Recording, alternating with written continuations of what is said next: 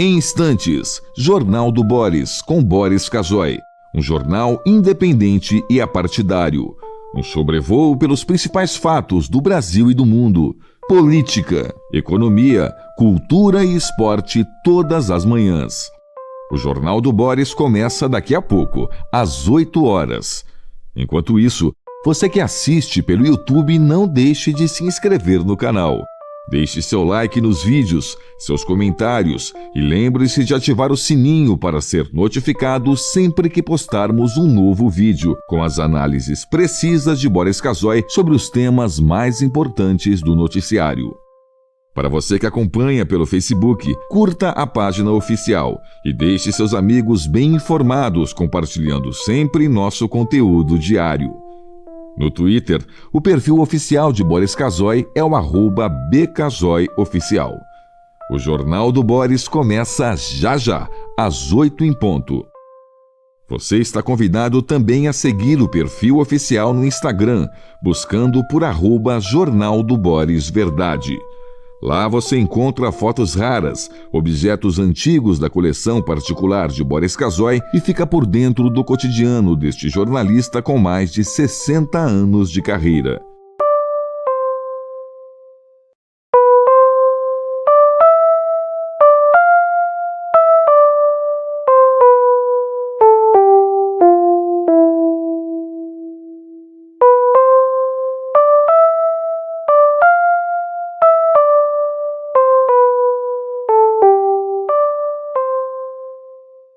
Em instantes, Jornal do Boris, com Boris Casoy. Um jornal independente e apartidário. Um sobrevoo pelos principais fatos do Brasil e do mundo. Política, economia, cultura e esporte todas as manhãs. O Jornal do Boris começa daqui a pouco, às 8 horas. Enquanto isso, você que assiste pelo YouTube, não deixe de se inscrever no canal. Deixe seu like nos vídeos, seus comentários e lembre-se de ativar o sininho para ser notificado sempre que postarmos um novo vídeo com as análises precisas de Boris Casoy sobre os temas mais importantes do noticiário. Para você que acompanha pelo Facebook, curta a página oficial e deixe seus amigos bem informados, compartilhando sempre nosso conteúdo diário. No Twitter, o perfil oficial de Boris Casoy é o @bcasoyoficial. O Jornal do Boris começa já, às 8 em ponto. Você está convidado também a seguir o perfil oficial no Instagram, buscando por @Jornal do Boris Verdade. Lá você encontra fotos raras, objetos antigos da coleção particular de Boris Casoy e fica por dentro do cotidiano deste jornalista com mais de 60 anos de carreira.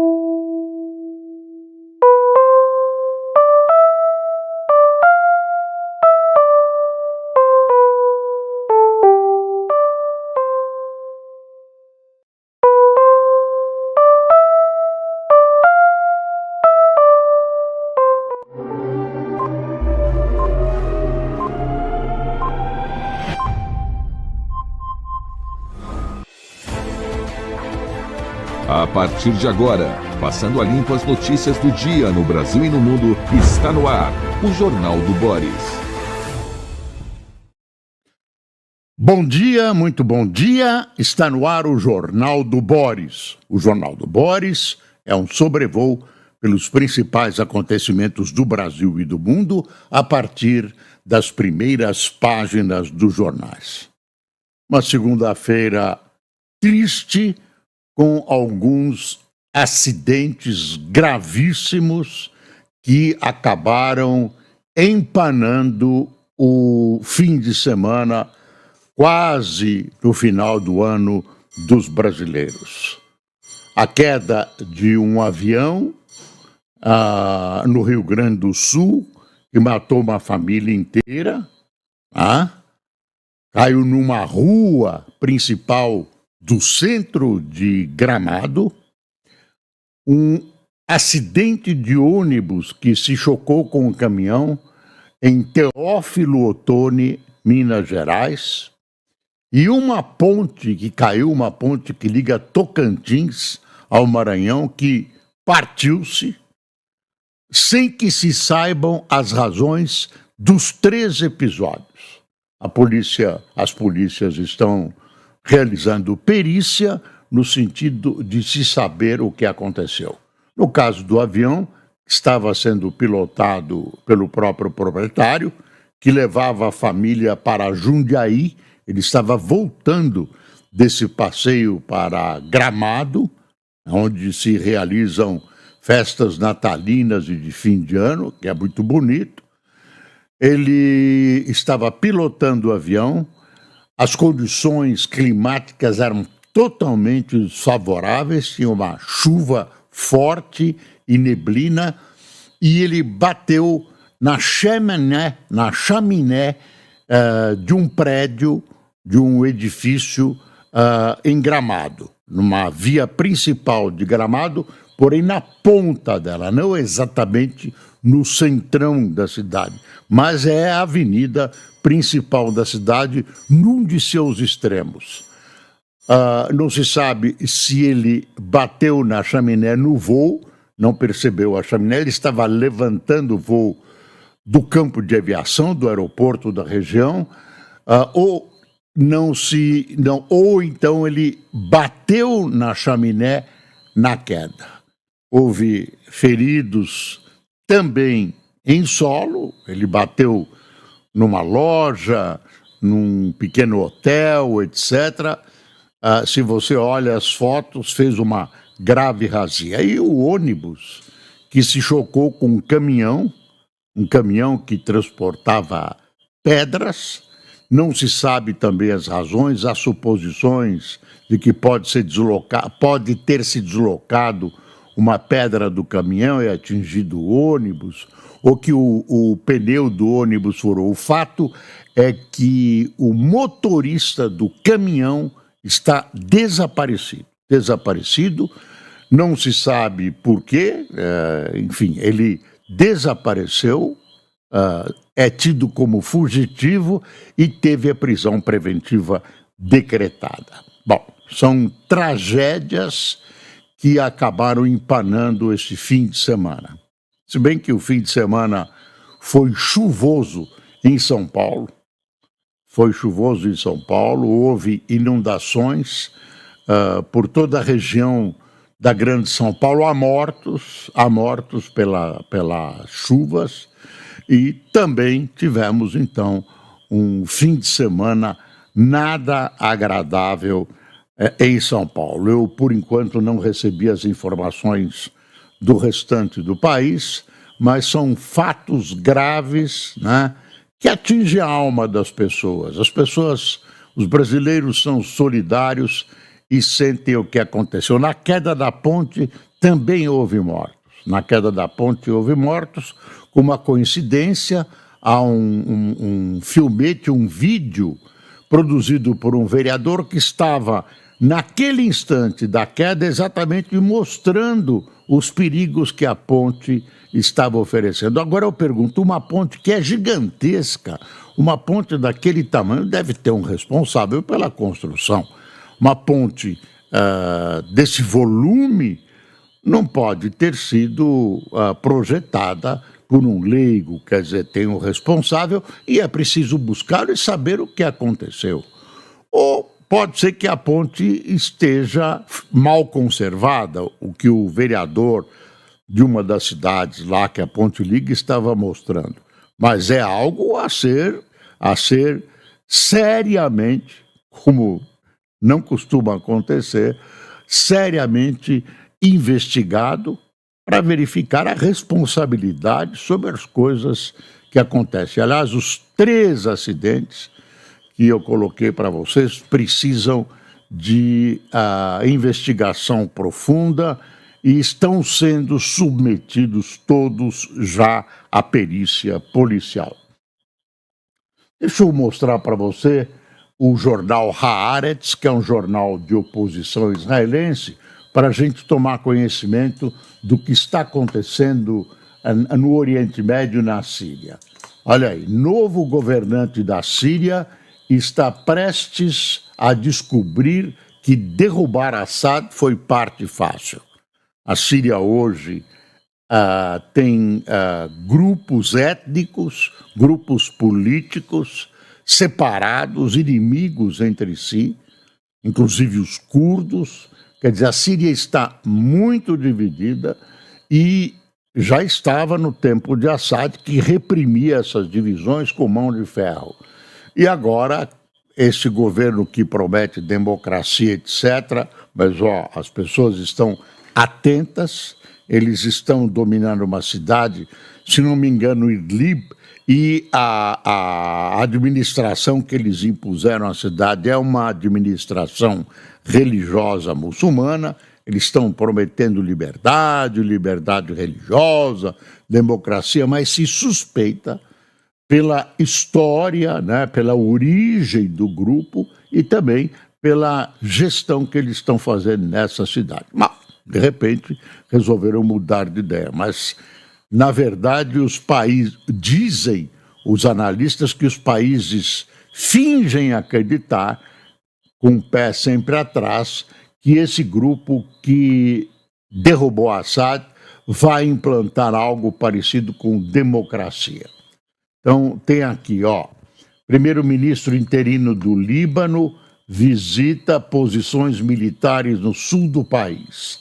Ataques aéreos israelenses em Gaza matam pelo menos 20 pessoas durante a noite, dizem médicos palestinos.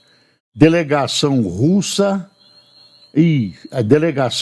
chefiada por 2 vice-ministros se reunirá com o presidente do Irã em Teherã. Ministro das Relações Exteriores da Jordânia visitará Damasco segunda-feira. E aí tem uma bicada desse jornal, que é de oposição, é uma oposição pesada contra o governo Netanyahu. Aí tem um título interessante, Quer realmente saber o que está acontecendo em Israel? Assista à TV saudita. É uma bofetada na cara do governo israelense. Olha aqui uma análise de alguém chamado Svi Barel.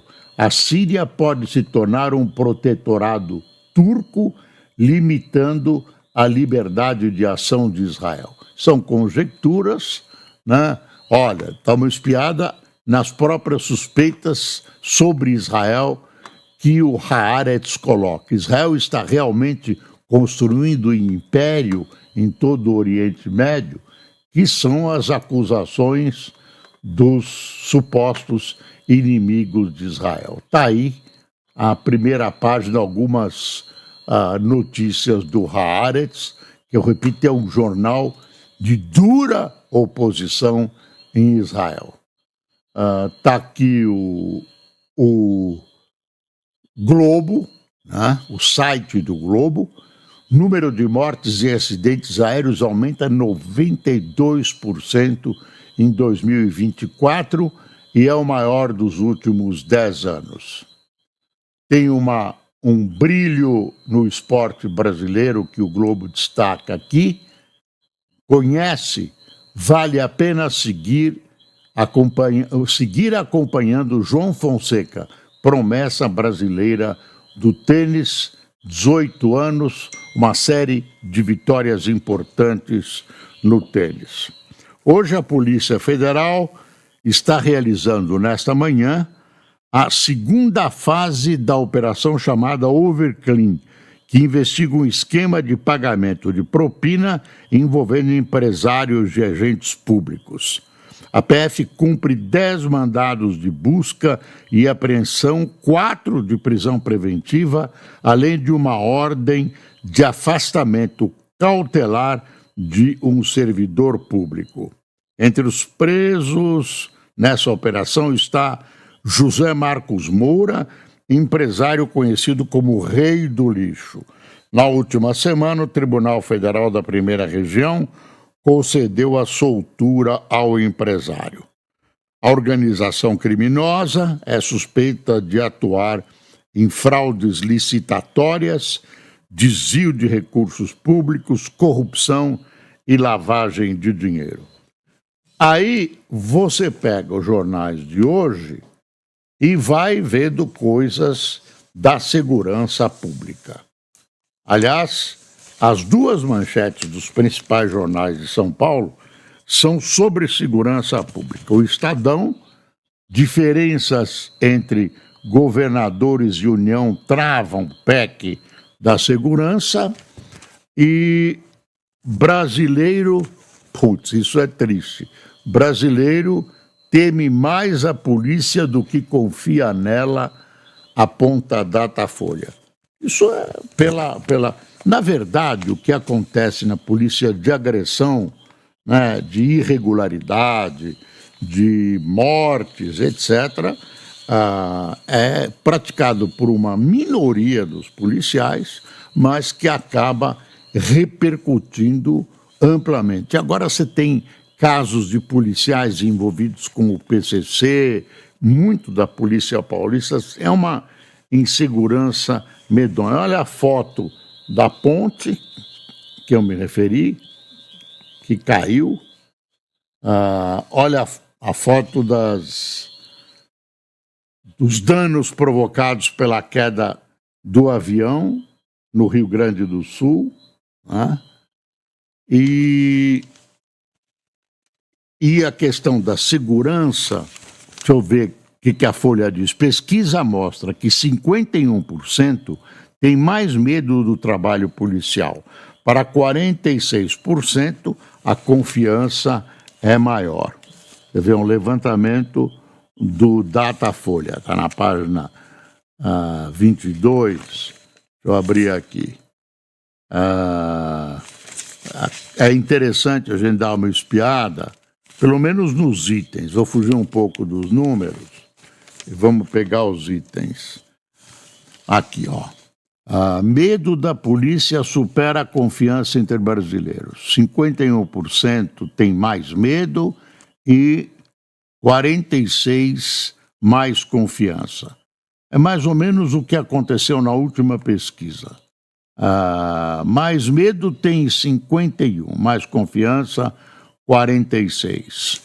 A maioria da população tomou conhecimento do episódio de violência policial em São Paulo. A maioria tomou conhecimento.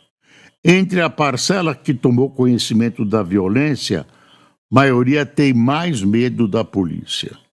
Eu estou dando as maiorias aqui, não estou me atendo, eu repito, aos números. Pretos têm mais medo da polícia que brancos.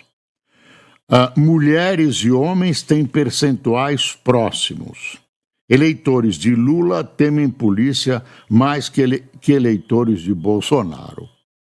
Como é que é? Eleitores de Lula temem polícia mais que eleitores de Bolsonaro. Sulistas representam a população que mais confia na polícia. São essas as observações da pesquisa Datafolha. Polícia está catastrófica, segurança pública faliu praticamente em todo o país e as receitas que são apresentadas por uma tentativa de resolver ou equacionar ou diminuir o problema estão recebendo afrontas, estão recebendo críticas das partes interessadas. E a outra manchete que eu disse do Estadão é aí. Diferenças entre governadores e União travam PEC da segurança. Fim de semana circulou a informação que, além do ministro da Defesa, o ministro Lewandowski estaria descontente e que pode pedir o chapéu para o governo. Governadores reivindicam maior controle sobre verba da União. Há discussões técnicas sobre a questão policial, com muita crítica, e há questões de poder. Quer dizer, o governo federal atrai a si poder que hoje é dos governadores, e é um poder, segurança pública, você sabe ou desconfia, é um poder eleitoral muito importante na mão dos governadores. Então, você vê que ninguém quer abrir mão desse poder, e além da parte técnica, que parece altamente discutível para muitos especialistas, o que está acontecendo é essa discordância de praticamente todos os governadores do país.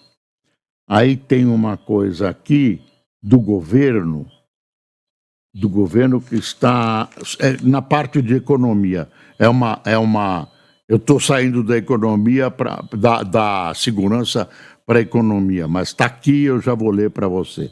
O gabinete petista da desinformação, editorial do Estadão.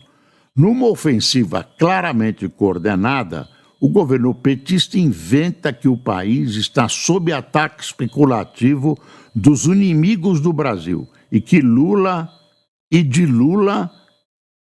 dos inimigos do Brasil e de Lula, tudo para desviar a atenção de suas lambanças.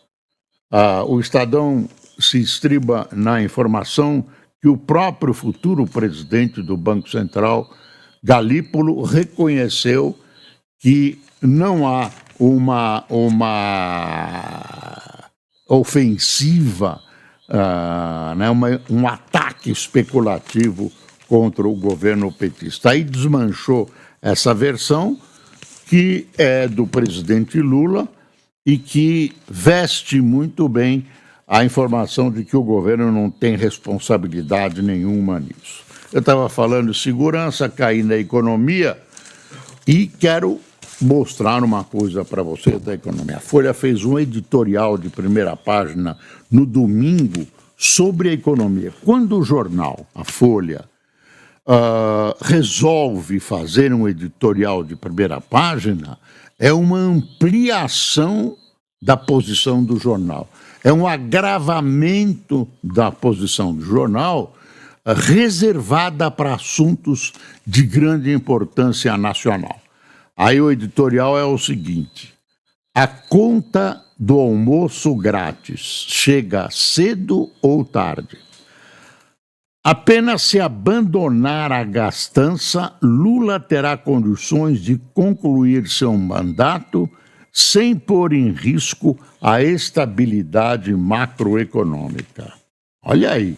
Aí começa assim: chegou a fatura da irresponsabilidade orçamentária de Luiz Inácio Lula da Silva, do PT. Ela contém tumulto financeiro, câmbio e juros em cavalgada e inflação rumando para níveis preocupantes. Esse é o começo. Agora termina assim. Claro, tem todo um meio aqui de comentários que analisam essa questão colocada pela Folha. Aí é assim, eu vou ler esse final, que é importante. Lula ainda pode decidir o desfecho da economia, embora a margem de erros esteja se estreitando. Encapsular-se na teoria do almoço grátis vai conduzi-lo para um fiasco parecido com o de Dilma Rousseff, o que seria uma pena. Aí termina assim, eu vou pular um pedacinho. Se tiver a coragem para mudar de rumos diante de riscos palpáveis, de riscos palpáveis de ruína, o presidente terá condições de concluir seu terceiro mandato sem comprometer a estabilidade macroeconômica, a conquista mais cara à sociedade brasileira nos últimos 30 anos. É uma advertência fundamentada, né? A Folha, assim como o Estadão, tem bons editorialistas, cabeças pensantes, e esse grito da Folha é importante. Eu não sei se chega ao Planalto e não sei se chegar, vai ser ouvido. A primeira página mostra também uma notícia triste. Morreu o jornalista João Batista Natali, que o jornal diz ser uma referência musical em geopolítica. Quando eu chefiei a redação da Folha de São Paulo, eu tive a contribuição, a colaboração intensa de João Batista Natali, tanto num período na redação da Folha, quanto como correspondente do jornal em Paris. Foi um jornalista totalmente aplicado à sua tarefa. Ele era multifacetado, conhecia muito bem música e conhecia muito bem assuntos internacionais. Ele morre devido a um câncer que se espraiou e acabou atingindo o seu cérebro. Repouso em paz, aqui é a foto dele, João Batista Natali. Aqui a Folha de domingo merecidamente dedicou uma página inteira à biografia deste excepcional jornalista e, além de tudo, um homem probo, um grande caráter, uma pessoa que não tinha inimigos e que os seus companheiros o admiravam, o tratavam com muita camaradagem e respeito. Esse era João Batista Natali, que repouse em paz. Bom, aí voltando ao assunto segurança pública. Eu não sei como isso vai ser resolvido. Eu acho que não há coragem de resolver. Eu acho que o crime organizado está tomando conta do país. Você vê as infiltrações. Agora na política, na polícia, no empresariado, empresas de ônibus, postos de gasolina. Aí você vai vendo, né, esses tentáculos do crime organizado vão ser. E aí o governo é um problema gravíssimo, exige uma vontade política férrea, exige dureza que o PT não gosta de impor na segurança pública, a esquerda não gosta. A esquerda sempre acha, é culpa da sociedade, esse pessoal é vítima. Deve ter um pessoal vítima mesmo, mas não são todos. A maioria é uma questão de comportamento mesmo, de caráter, né? O cara quer ser bandido, quer passar a perna nos outros, né? Tem esse caráter de banditismo, não é só vítima da sociedade, coitado, como a esquerda brasileira vê, né? Tem a coisa pessoal, né? A maldade, repito, a falta de caráter e tudo isso. Aqui o valor, que não sai sábado e domingo, sai segunda. Aqui, olha, queda do avião em Gramado mata consultor Luiz Galeazzi e família. Ele era um empresário importante, né? A empresa dele era especialista em crises de empresas. Inclusive, ele trabalhou na questão das Americanas. Quer dizer, é uma empresa importante. Mercado projeta juro básico de 15% no fim de 2025. Estoques baixos levam o dólar mais caro para as lojas. Pronto. Deixa eu ver o que a gente pode tirar mais. O Globo, no fim de semana, tem uma coisa interessante, que é uma tribo de índios, tribo não, um povo, eles falam um povo. Tá aqui, ó, guardiões misteriosos, povo isolado, encarna a resistência na Amazônia. Olha aí, uma foto deles tirada por uma máquina fotográfica, deixada escondidinha na floresta. Eles não sabiam que estavam sendo fotografados, são índios não contactados. Fotos inéditas tiradas por câmeras escondidas na floresta amazônica pela FUNAI revelam que não só resiste, como prospera, tendo pelo menos dobrado em integrantes nos anos 1999, o povo originário isolado, chamado Macaco. Vivendo em área preservada em Rondônia, eles caçam com arcos que chegam a 3 metros e protegem suas terras de invasores com armadilhas de estacas super afiadas, capazes de furar o pneu de um trator. Revela a série de reportagens feita em parceria pelos jornais O Globo e The Guardian. É interessante sempre saber. Uma vez um dos irmãos Villa-Lobos, conversando comigo logo depois de uma entrevista, perguntei, vem cá, você que conhece bem, ainda há povos, é uma pergunta recorrente, ainda há povos isolados indígenas? Eles... Vilas Boas, irmãos Vilas Boas. Irmãos, eu falei o quê? Villa-Lobos. Villa-Lobos não é Vilas Boas. O Luiz está me corrigindo. Os irmãos Vilas Boas, desculpe. Aí eu conversei com um deles que me disse, não há, de fato, nós não gostamos de identificar, as pessoas não sabem, a FUNAI sabe e evita a aproximação. Eles que decidam os rumos da vida deles, né? O homem branco tem levado a eles, por querer ou sem querer, as doenças, a bebida, etc., etc. E no caso deles, nesse caso, a FUNAI diz que há uma visão de especuladores de terras sobre as terras destes senhores, destes indígenas que aparentemente são felizes em suas terras. É toda uma discussão se você deve deixar o pessoal lá ou se você deve levar a chamada civilização para eles. Deixa eu ver o que tem mais.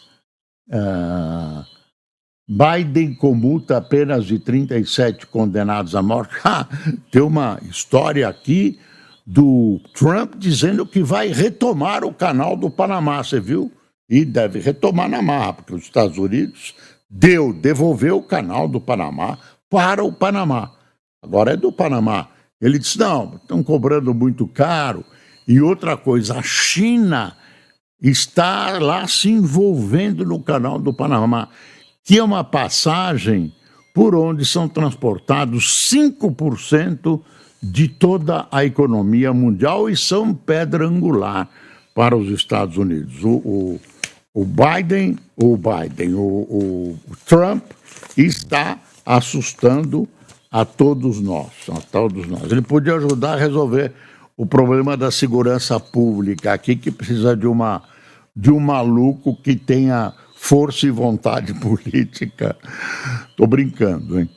Bom, vamos ver quem tomou o cafezinho conosco. Walter Ribas, Itamar José, Marcelo Ribeiro, Sérgio Silva, Ilka Fátima, Dinomar Drabash, Ceissa Ursino, Silvana Souza, Eduardo da Costa, Eunice Araújo, Maria Jeane, Patrícia Silvia, Shirley Brito, Edirceu Jonas, Ângelo Santos de Barueri, Vera Maria de Bocaina, Neus Orlando de Joinville, Eldor Nina de Eugênio de Castro, no Rio Grande do Sul. Pessoal, nós estaremos aqui amanhã em todas as nossas plataformas de novo, levando a você um noticiário independente. Bom dia.